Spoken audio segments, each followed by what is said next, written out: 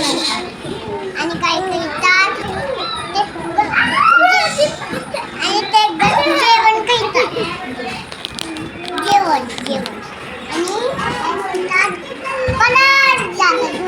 काय म्हणतात आम्ही दोघांनी जेवण केलंय, आता आम्ही घरी जातो, यायचं नाही आता.